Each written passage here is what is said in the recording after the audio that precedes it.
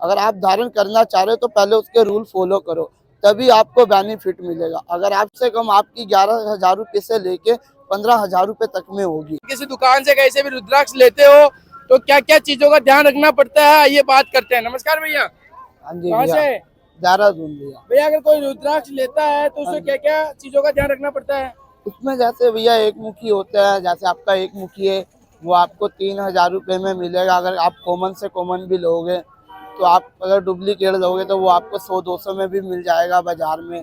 जैसे वो आप 14 मुखी मांगते, कई लोग आते हैं मेरे से कि भैया 14 मुखी मिल जाएगा, उन्हें ये नहीं मालूम होता कि 14 मुखी होगा कितने का। 14 मुखी कम से कम 15,000 रुपये तक में स्टार्टिंग से लेके 50,000 रुपये तक में होगा। और अब कई लोग आते हैं कि भैया 9 मुखी चाहिए। अब मैंने इनको अभी 8 मुखी दिया, तो इसका प्राइस कम से कम अगर मैं कॉमन भी बेचूंगा तो 400 रुपये का। अभी मेरा काम नहीं था तो मैंने इसलिए इनको 200 रुपये प्राइस, 300 रुपये प्राइस में लगा के दिया इनको रुद्राक्ष 8 मुखी। बाकी आप जैसे 7 मुखी का रुद्राक्ष लोगे तो अगर कहीं से भी आप लोगे तो उसको कम से कम 250-200 में खरीदिए, तभी असली मिलेगा। अगर आप 50-60 रुपये में लेते हैं तो वो आपको असली नहीं मिल पाएगा। बाकी हाँ, अगर आप 50-60 में रुद्राक्ष लेना चाहते हैं 7 मुखी का, तो वो आपको इंडोनेशिया रुद्राक्ष मिल जाएगा 7 मुखी का, मगर होगा ओरिजिनल।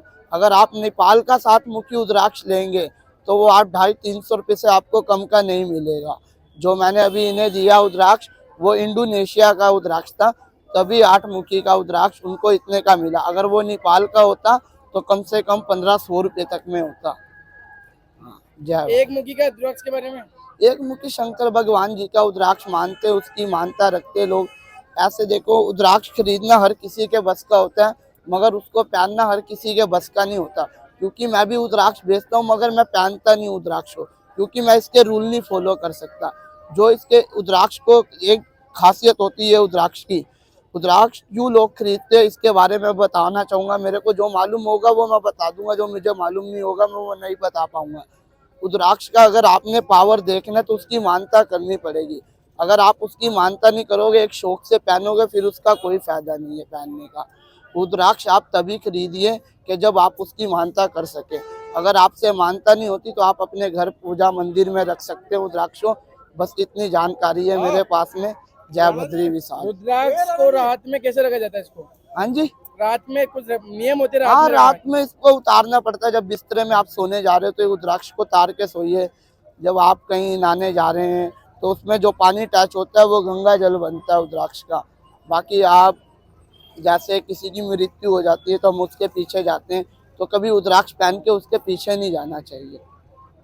भैया ऐसे कहते हैं कि एक तो मृत्यु में एक तो जो बच्चा जन्म लेता है हाँ, टाइम पे उस भी समय में नहीं पहनना चाहिए। नहीं। देखो, मैंने आपको क्या बताया कि मेरे पास जितनी जानकारी होगी मैं आपको उतनी बता सकूंगा।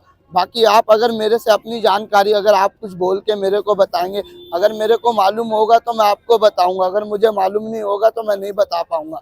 बाकी आप रुद्राक्ष ले रहे हो तो सोच समझ के लीजिए रुद्राक्ष को, और उसकी पूरी जानकारी लिए रुद्राक्ष को।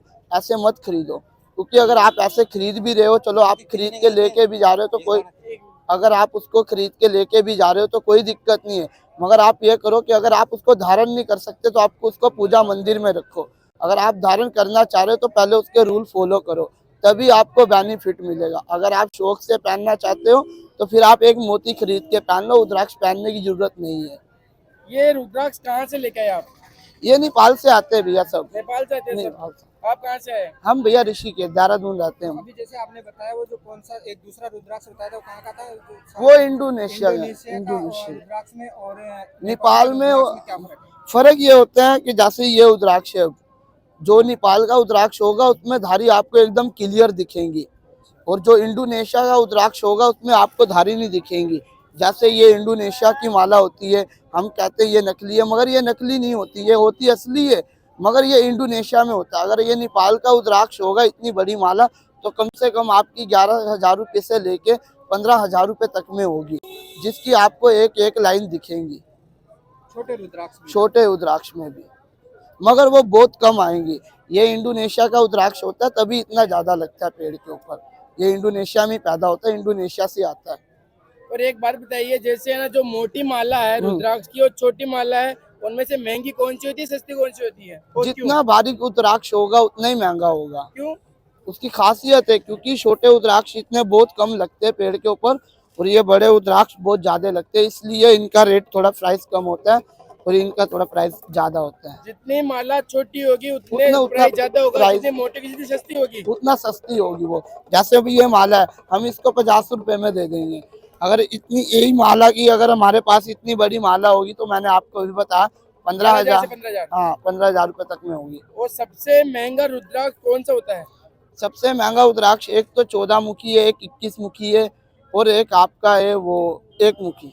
जो मैंने आपको 1 मुखी दिखाया वो चंद्राकार 1 मुखी है, वो आम बात है, वो आपको कहीं पर भी मिल जाएगा। अगर आप ऐसा 1 मुखी लेना चाहोगे राउंड वाला तो उसकी कीमत मैं भी नहीं लगा सकता, तो भैया जैसे मैंने देखा भी नहीं है। रुद्राक्ष कितने कम से कम कितना और ज्यादा से ज्यादा कितने मुख का होता है? ज्यादा से ज्यादा भैया आपका 21 तक मैंने देखा, उससे ऊपर नहीं देखा मैंने।